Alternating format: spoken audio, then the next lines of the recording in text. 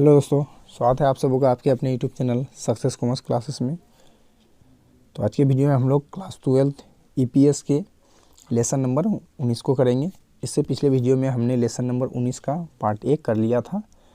जो video long होने के कारण उसको वहीं तक स्टॉप कर दिया गया था। अब ये सेकेंड पार्ट है इसका, आज इसको हम लोग कंप्लीट कर लेंगे पूरा। ठीक है, ये इंपॉर्टेंट क्वेश्चन है खास करके बिहार बोर्ड स्टूडेंट के लिए। इसी में से आपका एग्जाम में रहेगा, निश्चिंत रहिए। इसका आप एक नोट्स बना लीजिए। चलिए स्टार्ट करते हैं। तो इसमें क्वेश्चन है, क्वेश्चन नंबर 16 तक हो गया था। क्वेश्चन नंबर 17 है, विक्रय संवर्धन क्या है। ठीक है, विक्रय संवर्धन क्या है समझते हैं इसको। तो विक्रय संवर्धन से आशय उन सभी क्रियाओं से है, विक्रय संवर्धन से आशय उन सभी क्रियाओं से है जो विक्रय में वृद्धि करने के उद्देश्य से की जाती है। विक्रय संवर्धन से आशय उन सभी क्रियाओं से है जो किसी वस्तु का विक्रय में वृद्धि करने में हेल्प करता है। ठीक है, जैसे अगर बात करें, जैसे निःशुल्क नमूने बांटना। निःशुल्क नमूने बांटना मतलब फ्री में सैंपल देना लोगों को। ठीक है, विक्रय संवर्धन का मतलब क्या हुआ कि माल मेरे पास जो माल है, जो कंपनी में माल है, उसको ज़्यादा से ज़्यादा बेचने के लिए हमको जो प्रोसेस करना पड़ता है, ठीक है, उसको बोलेंगे विक्रय संवर्धन। क्या करते हैं माल ज़्यादा से ज़्यादा बेचने के लिए? निःशुल्क यानी फ्री में कुछ नमूने के रूप में, मतलब get one by one free वाला ऑफर लगा देते हैं। इसके अलावा मूल्य में कमी भी कर देते हैं, वस्तु का मूल्य में कमी यानी डिस्काउंट वगैरह दे करके माल हम लोग ज़्यादा से ज़्यादा बेच सकते हैं। कूपन वितरण करते हैं, कूपन सिस्टम कई बार लागू करते हैं, लकी ड्रॉ सुना होगा आपने। तो इस तरह से ये सब क्यों किया जाता है? माल ज़्यादा से ज़्यादा बेचने के लिए। इसी को बोलेंगे विक्रय संवर्धन। यानी किसी भी वस्तु को ज़्यादा से ज़्यादा बेचने के लिए जो प्रोसेस होता है, ठीक है, जो प्रक्रिया की जाती है, उसे विक्रय संवर्धन कहते हैं। ठीक है, आगे समझते हैं। विक्रय संवर्धन में विज्ञापन, व्यक्तिगत विक्रय और प्रचार को शामिल नहीं किया था। समझिएगा, देखो माल ज़्यादा से ज़्यादा बेचने के लिए हम लोग एडवर्टाइज भी कर सकते हैं, लेकिन नहीं, विक्रय संवर्धन में एडवर्टाइज शामिल नहीं होगा। विक्रय संवर्धन के अंतर्गत क्या होगा? विज्ञापन, व्यक्तिगत विक्रय, प्रचार इत्यादि को शामिल नहीं किया जाएगा। ठीक है, चलिए नेक्स्ट क्वेश्चन मिलते हैं। अगला क्वेश्चन है, विज्ञापन क्या है। विज्ञापन क्या है यानी कि एडवर्टाइजमेंट किसे कहते हैं, समझते हैं। विज्ञापन दो शब्द बी प्लस ज्ञापन से बना है। विज्ञापन दो शब्दों से बना है, बी प्लस ज्ञापन, जिसमें बी का अर्थ विशेष, जिसमें बी का अर्थ विशेष तथा ज्ञापन का अर्थ जानकारी देना होता है। बी का अर्थ विशेष और ज्ञापन का अर्थ क्या होता है? जानकारी देना। अर्थात हम कह सकते हैं कि इस प्रकार व्यवसाय के क्षेत्र में विज्ञापन का अर्थ, व्यवसाय के क्षेत्र में विज्ञापन का अर्थ ग्राहकों को अपने उत्पाद के बारे में जानकारी देना और उन्हें क्रय के लिए प्रोत्साहित करना। विज्ञापन का अर्थ यानी व्यवसाय के क्षेत्र में कह सकते हैं, बिजनेस के लैंग्वेज में विज्ञापन का अर्थ क्या हुआ कि ग्राहकों को अपने उत्पाद के बारे में जानकारी देना और उन्हें अपना प्रोडक्ट खरीदने के लिए आकर्षित करना होता है। ठीक है, चलिए नेक्स्ट क्वेश्चन समझते हैं। अच्छा, इसमें और कुछ पॉइंट है, देख लीजिए। आधुनिक युग में मतलब वर्तमान समय में विज्ञापन के बिना किसी भी व्यवसाय या उद्योग का सफल होना असंभव है। सही बात है। अभी वर्तमान समय में क्या होता है कि अगर मान लें कि आप कोई दुकान खोलें, ठीक है, जब तक आप उसका एडवर्टाइज नहीं कीजिएगा तो कस्टमर को तो उसकी जानकारी नहीं मिलेगा। जब कस्टमर को जानकारी नहीं मिलेगा तो आपका माल सेल भी नहीं होगा। इसलिए अभी वर्तमान समय में विज्ञापन काफ़ी इम्पोर्टेंट है। विज्ञापन नहीं करेंगे तो एडवर्टाइजमेंट नहीं होगा, तो सफल नहीं हो सकते बिजनेस में। चलिए नेक्स्ट क्वेश्चन है, विज्ञापन की विशेषता अथवा लक्षण बताएं। विज्ञापन एडवर्टाइजमेंट का विशेषता अथवा लक्षण क्या है? तो निम्न है। पहला, विक्रय में वृद्धि करना। एडवर्टाइजमेंट क्यों करते हैं? ताकि मेरा जो सेल्स है, कंपनी का जो प्रोडक्ट है वो ज़्यादा से ज़्यादा सेल हो। दूसरा, वस्तुओं और सेवाओं के बारे में जानकारी देना। देखिए, वस्तुओं और सेवाओं के बारे में जानकारी देना मतलब ये हुआ कि कस्टमर को हम क्या करें, एडवर्टाइज के थ्रू जो अपना प्रोडक्ट है इसका जानकारी देते हैं ताकि कस्टमर को खरीदने में आसानी हो। अगला है, विक्रेता को विक्रय में सहायता देना। एडवर्टाइजमेंट क्यों करते हैं? ताकि कस्टमर को जो प्रोडक्ट है मेरा, इसके बारे में जानकारी मिले और वो खरीदने में उसके लिए हेल्पफुल हो। आगे, प्रतिस्पर्धा का सामना करना। एडवर्टाइजमेंट क्यों करते हैं? ताकि जो मार्केट में कंपटीशन है उसका हम सामना कर सकें। अगला है, ख्याति में वृद्धि करना, यानी जो कंपनी है उसका गुडविल में वृद्धि करने के लिए एडवर्टाइजमेंट करवाया जाता है। नेक्स्ट क्वेश्चन है, विज्ञापन के दोष बताएं। विज्ञापन के जहाँ प्रॉफिट हुआ तो उसमें कुछ लॉसेस भी है। पहला प्रतिस्पर्धा को जन्म देता है, यानी इससे मार्केट में कंपटीशन पैदा होता है। अगला है इससे धन का अपव्यय होता है। विज्ञापन का जहाँ कुछ प्रॉफिट था तो इसमें लॉसेस भी है, इससे कंपटीशन का माहौल पैदा हो जाता है मार्केट में। ठीक है। दूसरा क्या हुआ, इससे धन का ठीक अपव्यय होगा, जैसे एडवर्टाइजमेंट करवाने में जो भी एक्सपेंसेस होगा तो वो तो अपव्यय हुआ ना, फालतू का खर्च। तीसरा है ये मिथ्या प्रचार है। एडवर्टाइजमेंट में थोड़े सभी बात सही बोले जाते हैं, उसमें कुछ मिथ्या झूठ भी वादे भी किए जाते हैं। ठीक है। अगला है यह केवल दैनिक वस्तुओं के लिए उपयुक्त है। देखिए विज्ञापन जो है ना, जो पर डे वाला सेलिंग होता है ना, होलसेलर वगैरह लगा करके, तो उन लोगों के लिए ठीक है एडवर्टाइजमेंट, बाकी सबके लिए दोषपूर्ण है, यानी ये ठीक नहीं है। अगला है विज्ञापन उपभोक्ता का विश्वास कम कर देता है। देखिए अगर विज्ञापन एडवर्टाइजमेंट अगर बार बार कीजिएगा तो आपका जो बिजनेस है उसका गुडविल घटेगा, उल्टा कस्टमर का नज़र में उल्टा डाउन होगा। ठीक है। चलिए ये सब दोष हो गया। आगे समझते हैं हम लोग जो विज्ञापन है उसका उद्देश्य क्या है, लोग एडवर्टाइजमेंट क्यों करवाते हैं, उसका उद्देश्य क्या होता है। तो पहला विक्रय में वृद्धि करना, सबसे पहला उद्देश्य क्या होता है कि माल मेरा ज़्यादा से ज़्यादा बिके। ठीक है। दूसरा उपभोक्ताओं को शिक्षित करना, जो कस्टमर है उन लोगों को अपने प्रोडक्ट के बारे में जानकारी देना। तीसरा प्रतिस्पर्धा का सामना करना एवं विजय प्राप्त करना, यानी मार्केट में जो कंपटीशन है उससे लड़ना, उससे जीतना। अगला है नवनिर्मित वस्तुओं एवं सेवाओं की जानकारी देना, यानी कि जो हमने नया नया प्रोडक्ट लॉन्च किया। ठीक है। प्रोडक्ट जो बनाया है उसको कस्टमर को जानकारी देने के लिए हम लोग क्या करते हैं, एडवर्टाइजमेंट करते हैं। ठीक है। चलिए नेक्स्ट पॉइंट है इसमें, विक्रेता को विक्रय में सहायता देना, यानी जो सेल्समैन होता है, ठीक है, जो बिजनेसमैन होता है उसको माल ज़्यादा से ज़्यादा बेचने में क्या होता है, एडवर्टाइजमेंट हेल्प करता है।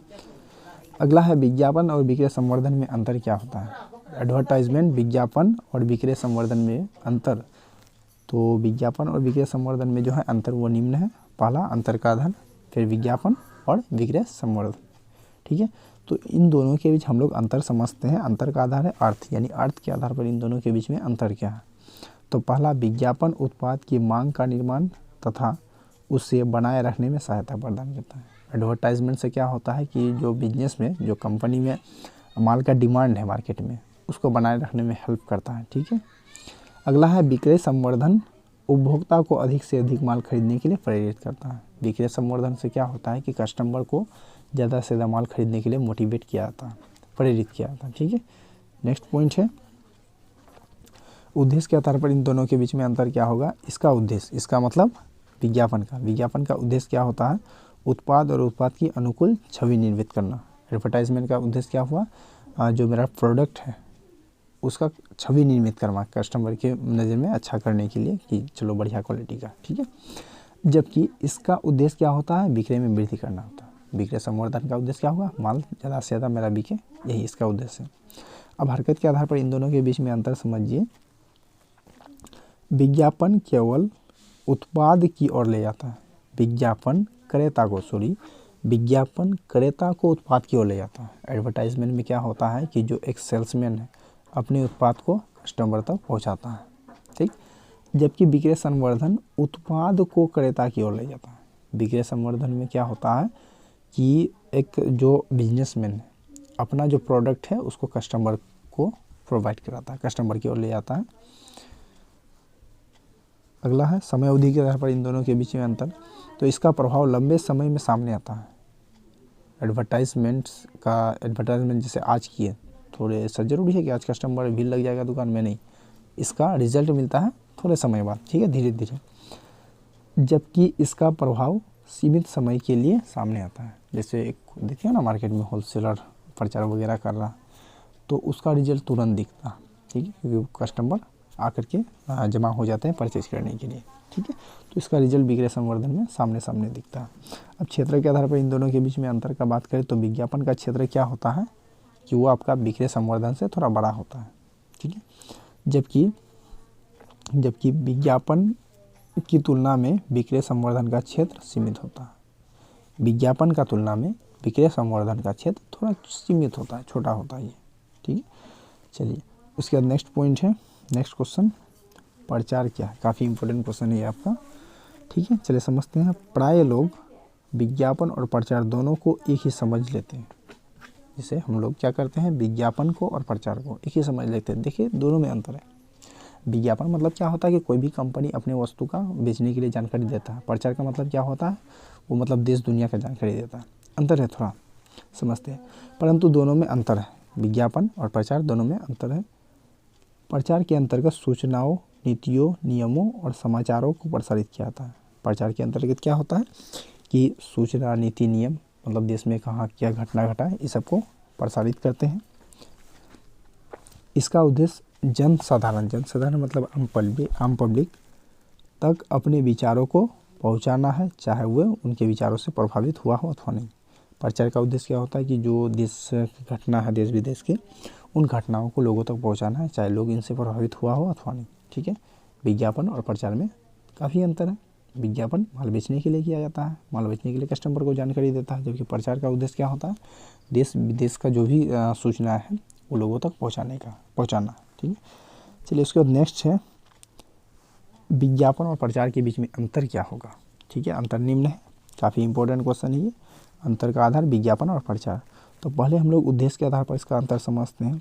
इसका उद्देश्य ग्राहकों के मन में विज्ञापित वस्तु को खरीदने के लिए इच्छा जागृत करना। देखिए विज्ञापन का उद्देश्य क्या हुआ कि कोई भी मैन्युफैक्चरर कंपनी विज्ञापन क्यों करता है, इसलिए करता है कि जो कंपनी का प्रोडक्ट है, ठीक है, कस्टमर को खरीदने की इच्छा आकर्षित करने के लिए। ठीक है, जबकि प्रचार का उद्देश्य क्या होता है, केवल विचारों को जनसाधारण तक पहुंचाना। प्रचार का उद्देश्य क्या होता है, देश विदेश के जो भी घटना है उन घटनाओं को लोगों को सूचनाएं देना। ठीक है, बताना। अब सच्चाई किसमें क्या होता है, देखिए इसमें यानी विज्ञापन में प्रचार की तुलना में कम सच्चाई होती है। देखिए विज्ञापन में सच्चाई होता है, ठीक है, लेकिन प्रचार में थोड़ी होगा। कोई भी अपने प्रोडक्ट के लिए खामियां थोड़ी बताएगा, सिर्फ जो उसमें मेरिट से जो बढ़िया पॉइंट है उसी को बताएगा। जबकि इसमें क्या होता है, विज्ञापन की तुलना में सच्चाई अधिक होती है। विज्ञापन में प्रचार की तुलना में सच्चाई कम होती है और प्रचार में विज्ञापन की तुलना में सच्चाई अधिक होती है। उसके बाद अगला समझते हैं क्षेत्र के आधार पर इन दोनों के बीच में अंतर। तो विज्ञापन का क्षेत्र क्या होता है, प्रचार की तुलना में सीमित होता है। विज्ञापन का क्षेत्र प्रचार की तुलना में सीमित, जबकि इसका क्षेत्र विज्ञापन की तुलना में क्या होता है, व्यापक होता है। विज्ञापन का क्षेत्र प्रचार की तुलना में सीमित होता है और प्रचार का क्षेत्र विज्ञापन तुलना में व्यापक होता है। ठीक है, अब नेक्स्ट पॉइंट समझते हैं, नाम का होना। तो इसमें विज्ञापन दाता का नाम स्पष्ट रूप से दिया जाता है। देखिए एडवर्टाइजमेंट क्या होता है कि कौन व्यक्ति एडवर्टाइज कर रहा है, कंपनी का नाम तो दिया हुआ रहता ही, जबकि प्रचार में प्रचारक का नाम आवश्यक नहीं होता। प्रचार में देखो कौन व्यक्ति समाचार दे रहा है तो उसका नाम होना ज़रूरी नहीं है, लेकिन जो व्यक्ति एडवर्टाइज़ करवा रहा है अपने प्रोडक्ट का तो उस कंपनी का नाम होना ज़रूरी है। तो इन दोनों के बीच ये अंतर हो गया। फिर अब आगे समझते प्रकृति के आधार पर दोनों के बीच में अंतर।